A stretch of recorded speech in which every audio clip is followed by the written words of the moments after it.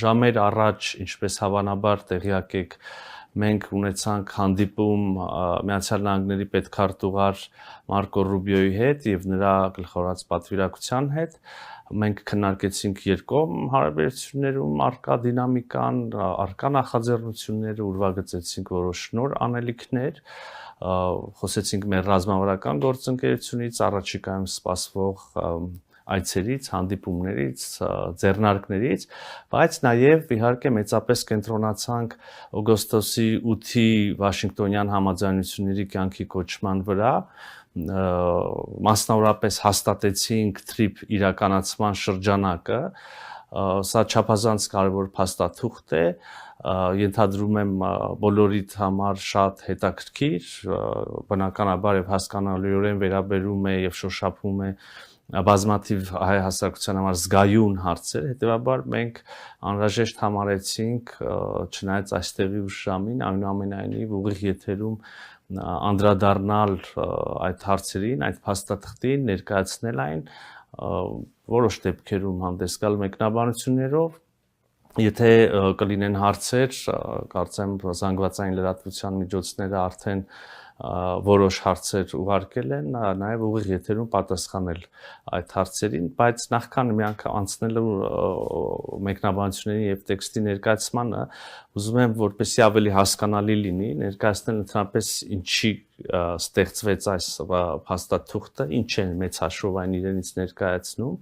Ուրեմն հիշում եք հարգելի հայրենակիցներ, օգոստոսի 8-ին վարչապետ Փաշինյանի եւ նախագահ Ալիևի եւ Միացյալ Նահանգների նախագահ Դոնալդ Թրամփի որպես վկա, ուրեմն իրենց կողմից ընդունված հռչակագրում սահմանվեցին խաղաղության եւ ապաշրջափակման հարավային Կովկասում տրանսպորտային ենթակառուցվածքների ապաշրջափակման սկզբունքները, հիմնարար սկզբունքները, տարածքային ամբողջականություն, ինքնիշխանություն, իրավազորություն, ընդգծվեց փոխադարձությունը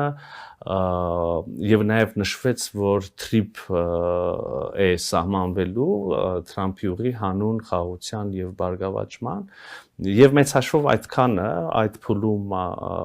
այս սկզբունքներն էին անհրաժեշտ հստակեցնել եւ համաձայնացնել եւ ահա անցել ընդամենը 5 ամիս եւ մենք ամերիկյան կողմի հետ ուրեմն բանակցություններում հաջողել ենք արդեն շատ ավելի մանրամասն անդրադառնալ պայմաններին, չգիտեմ, հիմնադրման ուրեմն ձևին, բաժնեմասերին, կրկին սկզբունքներին եւ այլն, հիմա մենք դրա մասին կխոսենք, բայց ուզում եմ ասել, որ սա էլ վերջնական փաստաթուղթը չի լինելու, սա ուրեմն նշանակալի ձեռքբերում եմ համարում Հայաստանի համար ուրեմն եւ բոլոր գործընկերների համար եւ Միացյալ Նահանգների եւ մեր հարևանների համար շատ շահեկան մի փաստաթուղթ, որը մեծ հաշվով ընկած է օգոստոսի 8-ի հռչակագրի եւ վերջնական այդ պայմանագրերի ընկերության հիմնադրման ուրեմն եւ կանոնադրության եւ հնարավոր այլ վերաբերելի իրավական փաստաթղթերի միջև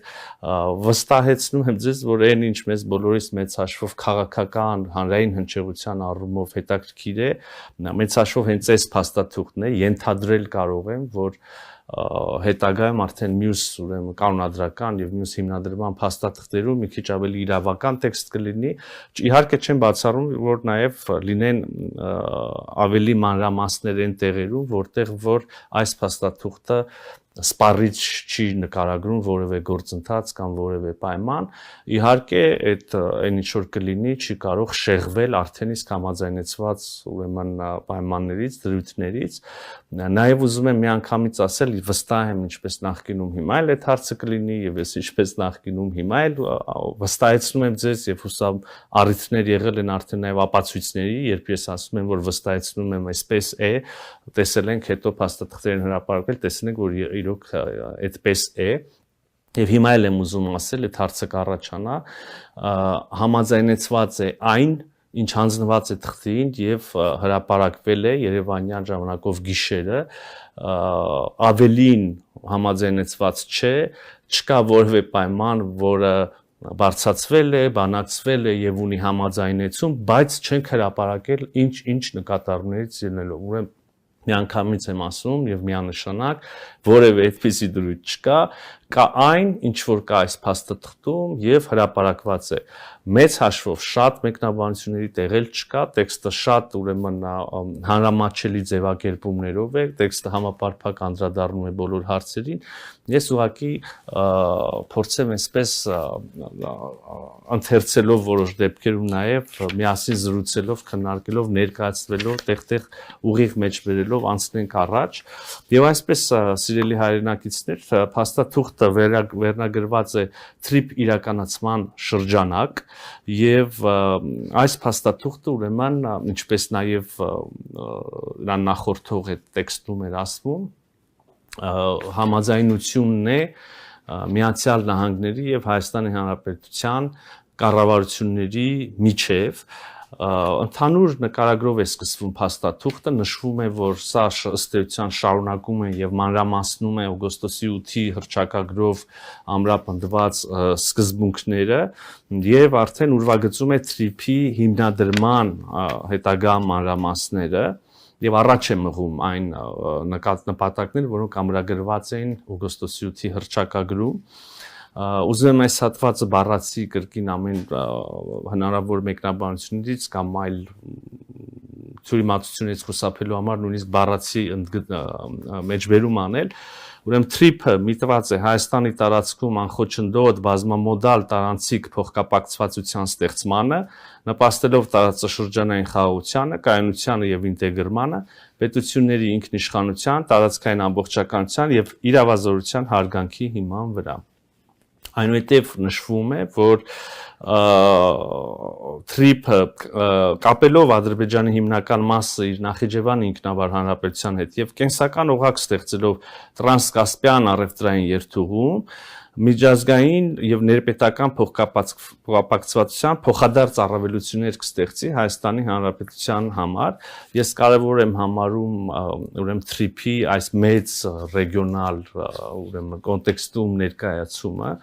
իսկապես ինչպես բազմիցս ասել ենք, թրիփը դա լոկալ նշանակության տրանսպորտային հանգույց չի, լոկալ նշանակության կապ չի, մեծ հաշվով, եթե թույլ կտակ ավելի